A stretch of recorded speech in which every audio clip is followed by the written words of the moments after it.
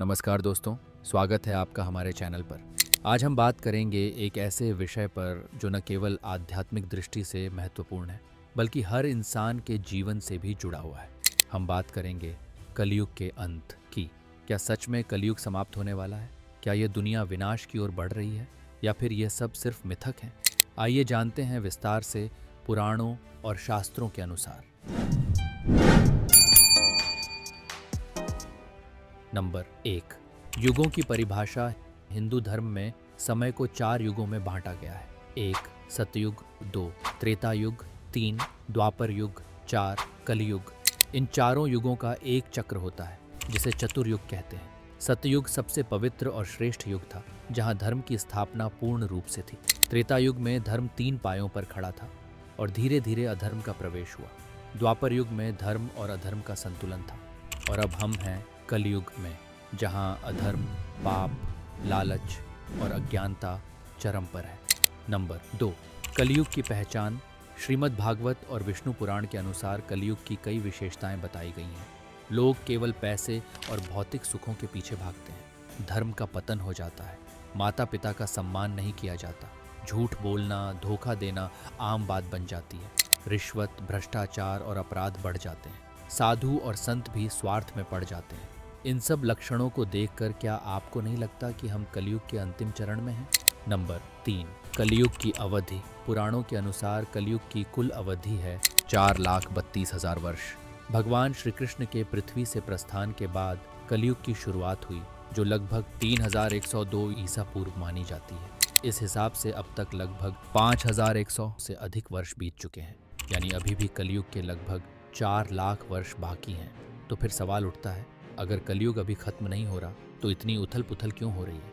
इसका उत्तर है, हम कलयुग के सबसे अंधकारमय दौर में प्रवेश कर चुके हैं, जिसे कलयुग का संधिकाल कहा जाता है। नंबर 4, कलयुग का संधिकाल। कलयुग का अंत धीरे धीरे होगा, एक झटके में नहीं।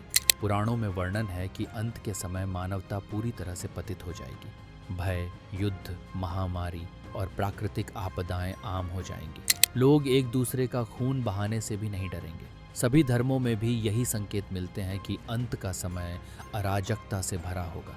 आज जो कुछ हो रहा है, पर्यावरण का नाश, विश्व युद्ध का डर, मानवता का पतन, यह सब उस संधिकाल के संकेत हैं।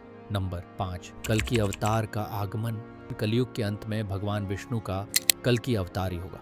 यह बात भविष्य पुराण, विष्णु पुराण और भागवत पुराण में भी वर्णित है। कल की भगवान एक श्वेत घोड़े पर सवार होंगे, उनके हाथ में तलवार होगी और वे अधर्म का नाश करेंगे। वे बुरे लोगों को समाप्त कर फिर से धर्म की स्थापना करेंगे। उनके आगमन के बाद एक नया चतुर्युग शुरू होगा, यानी फिर से सतयुग का आरंभ होगा। लेकिन पुराणों के अनुसार कल की अवतार अभी कई हजार वर्षों बाद आएंगे। फिर प्रश्न उठता है, क्या अभी कुछ होने वाला है? नंबर 6, क्या प्रलय निकट है? कुछ लोग कहते हैं कि 21वीं सदी में ही दुनिया का अंत हो सकता है। आधुनिक विज्ञान भी मानता है कि जलवायु परिवर्तन, परमाणु युद्ध और महामारी जैसे कारण पृथ्वी के लिए खतरा है। लेकिन शास्त्र कहते हैं प्रलय एक ही दिन में नहीं आता। प्रलय एक प्रक्रिया है। धीरे धीरे जीवन से नैतिकता, करुणा और सच्चाई समाप्त होती है, और जब संतुलन पूरी तरह बिगड़ता है तब परमात्मा हस्तक्षेप करते हैं। आज हम जिस दिशा में बढ़ रहे हैं, सामाजिक विघटन, मानसिक रोग, तकनीकी गुलामी, यह सब संकेत हैं कि हम प्रलय की दिशा में बढ़ ही रहे हैं। लेकिन इसका मतलब यह नहीं कि सब कुछ खत्म हो जाएगा, बल्कि यह एक चेतावनी है जागने की। नंबर 7, हम क्या कर सकते हैं? कलयुग में केवल एक ही मार्ग बचता है, भक्ति और सच्चाई का।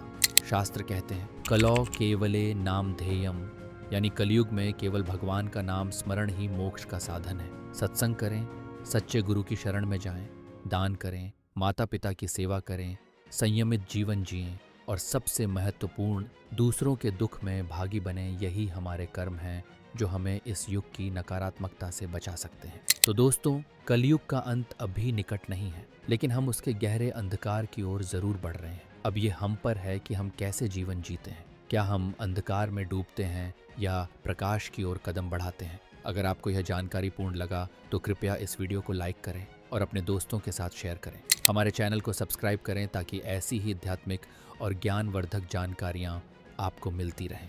जय श्री कृष्ण, जय महाकाल, हर हर महादेव।